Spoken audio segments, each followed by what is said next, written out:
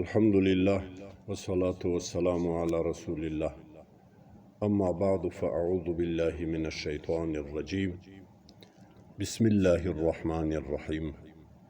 وأمرهم شورى بينهم. صدق الله العظيم. دما دي إيمان خوغورونو نن دي إسلامي نظام دي أولوياتو په حقلا درې مطالب د سره شریکوم. اسلامي هغه نظام چې د لکونو ابریا مسلمانانو په وینو په قربانیو باندې الله په موږ باندې پیرزو کړی ده. د دې نظام او د دې حکومت اولویات وسنجوو. د دې اولویاتو څخه اول دا د سیموږ یوه مقتدره واکمنه باصلاحیته حره او مستقله شورا ولرو، رسمي چې هم یې وخت معلومي، هم یې طریقه د انتخاب معلومي، هم یې صلاحیتونه معلومي، او د ټول نظام دپاره د رجوع او د مشورې اخیستلو یو مرجع وي. ځکه دا د الله یو امر ده، د مؤمن یو صفت ده چې الله فرمایي وامرهم شورى بینهم. د هغو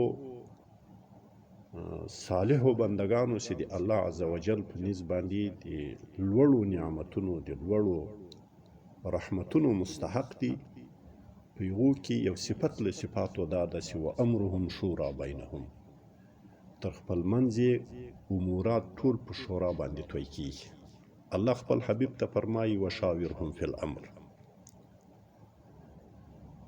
دا شورا چې په هغو کې اهلیت دی حلم موجود دی، اهلیت دی عقدم موجود دی، هم فیصلې کولای شي، هم معاهدې کولای شي. داسې نه چې هر مشر یو څو متملق او چاپلوس کسان د خپلې طبع برابر کسان د ځانه سره راټول کړي او په نام د شورا باندې په هغو باندې اکتفا کوي. دا به له دې عظیم انقلاب سره، له دې عظیم نعمت د الله سره چې اسلامي نظام ده، یو لوی خیانت دی او په ورځ د حشر باندې به الله ته جواب ورکوي. دی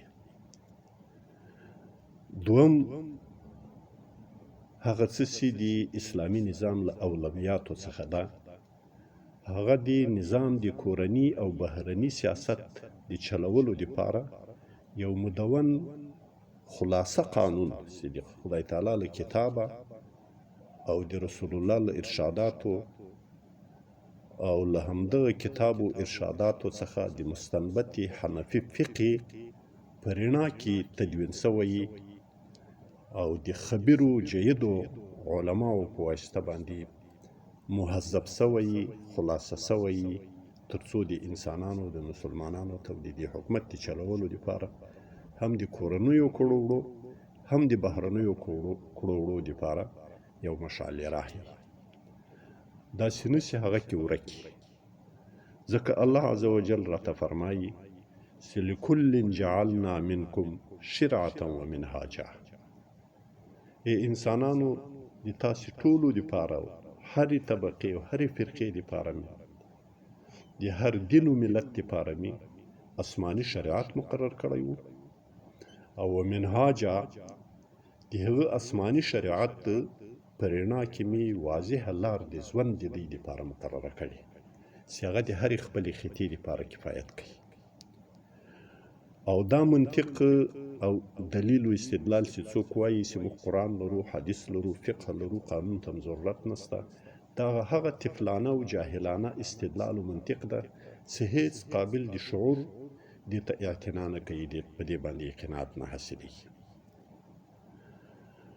او ټولو مفسرین کرامو له دغه لوستل سوي آیته څخه دا تفسیر کوي چې شریعت هغه آسماني کلي احکامو د دین ته ویل کېږي چې د ټول انسانیت دپاره او د ټول مخ د ځمکې دپاره الله کوم دین و قانون را لېږلی. او منهاج هغه طرق هغه احکام مهذبه مخلصه مستنبطه چې له همدغه شریعت څخه راایستل سوي هغه مراد دي. هغه به د هرې خطې او د هرې جغرافیې دپاره د هغو خلقو له ضرورتونو سره سم کړه وړه په رڼا د همدغه اسماني شریعت کې تیاروي. او دریم اولویت له اولویاتو څخه هغه د یو موحد واحد اسلامي زبردسته او په مختللي مترقي تعلیمي نصاب جوړولو لرل دي چې هم د مسلمانانو ضرورتونه حل کړي، هم په هغو کې وحدت راولي، هم دا ملت سره یو موټی کړي، هم یې ذهن روښانه کړي، هم له دینه خبري، هم د دنیا له ژونده خبري، هم د نارینه‌وو دپاره هم د زنانه‌وو دپاره. او دا د ظالمو حکومتونو، سیکولرو او بېدینه او بې بندوبارو حکومتونو له طرفه څخه چې موږ دې ته مجبور وو او دا ظلم را باندې مسلط وو چې موږ د هغو د هغه فاسد نصاب و فاسد نظام تعلیم په وجه باندې خپل اولادونه په یو مستقل دینی فضا کې تربیه کول. نن خو الله پاک اسلامي نظام را کړی ده.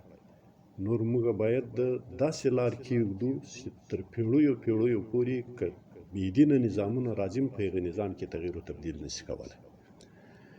د مدرسې او د مکتب فرق ختم سي، د پوهنتون او د جامعې فرق ختم کو، د درس او د ابتدایي مکتب فرق ختم کو، د محصل او د طالب تمیز و فرق ختم کو. او دا ټول هم د دین رجالي، هم د دنیا، هم د دین ماهرانی، هم د دنیا د امورو، هم د نارینه‌وو دپاره، هم د زنانه‌وو دپاره. أقول قولي هذا أستغفر الله لي ولكم ولجميع المؤمنين والمؤمنات. د نړۍ هر غافل په اذان ویښوم، زه بلال خوب ولې جهان ویښوم، زه بلال خوب ولې جهان ویښوم.